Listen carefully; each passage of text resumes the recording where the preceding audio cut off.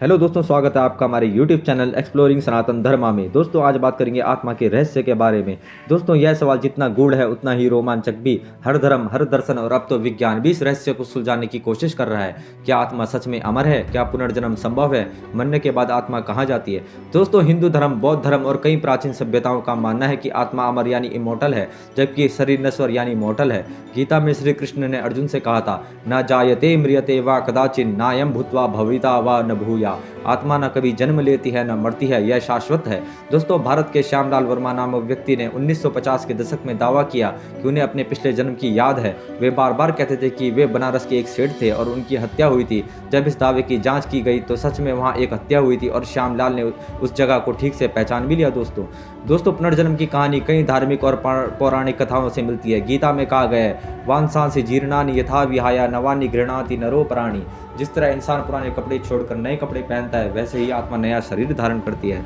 दोस्तों 1930 के दशक में शांति देवी नामक केस भी हुआ था। दिल्ली की एक लड़की शांति देवी ने अचानक कहना शुरू किया कि वह असल में मथुरा की एक महिला थी जिसका नाम लुगदी देवी था। उसने बताया कि उसकी मृत्यु प्रसव के दौरान हुई थी और उसका पति अभी भी मथुरा में रहता है। जब इसकी जांच हुई तो उसकी बताई हर बात सच निकली। उसने अपने पूर्व जन्म के पति को पहचाना और अपने घर का विवरण दिया, जो पूरी तरह सही था।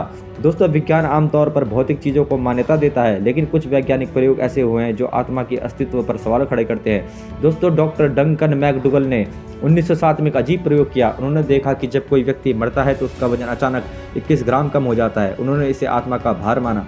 दोस्तों कई लोग दावा करते हैं कि उन्होंने आत्मा को देखा, सुना या महसूस किया है। दोस्तों एक साधु ने दावा किया था कि उन्हें सुभाष चंद्र बोस की आत्मा ने एक संदेश दिया था। यह बात रहस्य बन गई क्योंकि बोस की मृत्यु की सही जानकारी किसी को भी नहीं थी। दोस्तों कई बार लोगों ने अनुभव किया है कि किसी मृत व्यक्ति की आत्मा उनके आसपास मौजूद थी। क्या यह सब कल्पना है या सच में आत्माएं हमारे आसपास घूमती है? दोस्तों हिंदू धर्म में कहा गया है कि आत्मा मृत्यु के बाद अलग अलग लोकों में जाती है। दोस्तों स्वर्ग जहां पुण्य आत्माएं जाती है, दोस्तों नरक जहां पापी आत्माएं अपने कर्मों का फल भोगने जाती है, तथा पितृलोक जहां वे आत्माएं जाती है जिन्हें मोक्ष नहीं मिलता। दोस्तों मोक्ष जहां आत्म जन्म मरण के चक्र से मुक्त हो सकती है। दोस्तों एक अमेरिकी डॉक्टर जॉर्ज रिची ने एक नियर डेथ एक्सपीरियंस में दावा किया कि उनकी आत्मा शरीर से निकलकर एक अंधेरी जगह शायद नरक में गई थी। वहां उन्होंने दर्द से तड़पती आत्माएं देखी जो अपने पिछले जीवन के कर्मों का सजा भोग रही थी। दोस्तों कई धार्मिक ग्रंथों में बताया गया है कि आत्मा किसी और शरीर में प्रवेश कर सकती है। इसे अवेश पोजिशन कहा जाता है।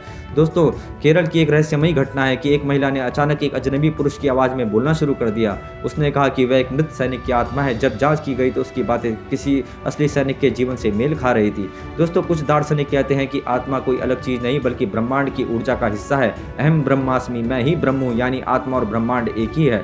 दोस्तों